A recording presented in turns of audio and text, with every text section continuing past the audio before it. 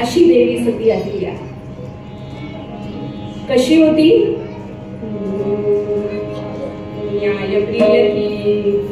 न्यायप्रिय थी, राजनिष्ठ थी, पुत्र को भी कुछ लाया है.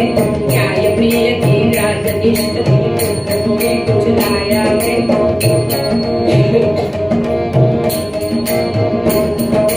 न्यायप्रिय थी, राजनिष्ठ थी, पुत्र को भी कुछ लाया है.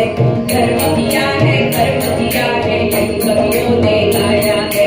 धर्म किया है, कर्म किया है, यही कवियों ने गाया है. धर्म किया है, कर्म किया है, यही कवियों ने गाया है. न्यायप्रिय थी, राजनिष्ठ थी. पेशव्यांचं सहकार्य तर लाभलंच, पण नंतर अहिल्याबाईंनी इतका सुंदर कारभार केलाय. कारभार कसा असावा याचं उत्तम उदाहरण म्हणून त्यांच्याकडे बघितलं जातं. आणि नुसता कारभार नाही केला तर आज तू हिमाचल विविध मंदिरं बांधली आहेत, घाट बांधलेत, गोशाळा बांधलेत, धर्मशाळा बांधल्यात. आजही आपण कोणत्याही ठिकाणी गेलो, कुठलंही मोठं धर्मस्थान जाऊन बघा, अहिल्याबाईंच्या नावाने तिथे घाट आहेत, तिथे गोशाळा आहेत, तिथे धर्मशाळा आहेत. त्या वेळेला दिलेला निधी आजही चालतोय, आजही कार्य उभं आहे. आणि किती न्यायप्रिय असावं त्याची अनेक उदाहरणं आहेत त्यांच्या आयुष्यातली, पण सगळ्यात मोठं उदाहरण प्रत्येक आईने घेण्यासारखं उदाहरण आहे.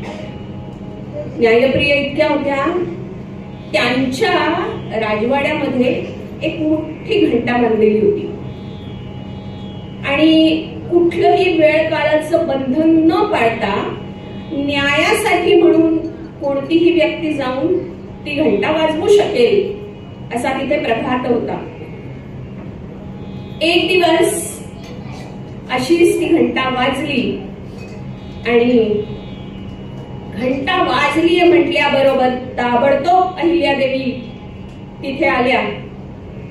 पाहिलं तर ह्या वेळेला ती घंटा कोणत्या मनुष्याने वाजवलेली नव्हती, व्यक्तीने वाजवलेली नव्हती.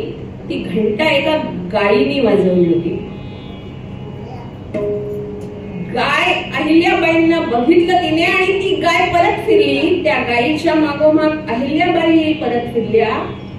गाय एका चौकात जाऊन पोहोचली राजवाड्या समोरच्या, तर त्या चौकात त्या गायीचं वासरू मरून पडलं होतं. अहिल्याबाईंनी चौकशी केली की हा काय प्रकार आहे.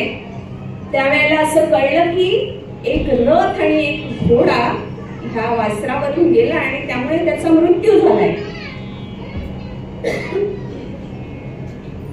अजून अडून चौकशी केल्यानंतर कळलं की तो मृत्यू त्यांच्या स्वतःच्या पुत्राच्या हातून झालाय. त्याचा घोडा आणि त्याचा रथ त्या वासरावरून गेलाय.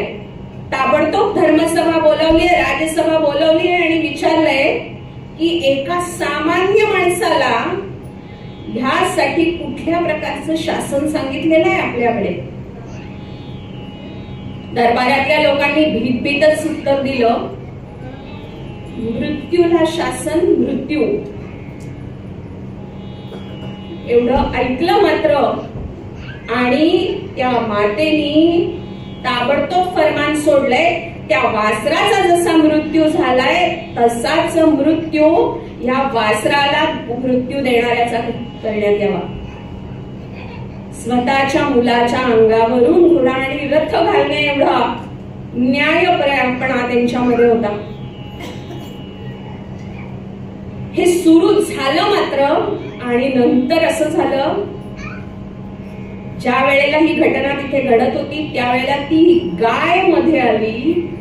त्या गायीने आडवं होऊन मध्ये येऊन त्या माईला सांगितलं, माझं तर गेलं, तुझं तरी नको जाऊ दे. आणि आजही इंदौर मध्ये आडा बाजार नावाच्या आणि तो सगळा जो एरिया आहे तो प्रसिद्ध आहे आणि जगातला सगळ्यात मोठा बांगड्यांचा बाजार, चुडी बाजार ज्याला आपण म्हणतो, तो म्हणजे आडा बाजार. नवीन पिढीला सवय आहे सर्च करून बघायची. तुम्ही गुगलला सर्च करा, आडा बाजार असं टाकलं तर जगातला सगळ्यात मोठा चुडी बाजार आहे. अशी ही न्यायप्रिय धर्मनिष्ठ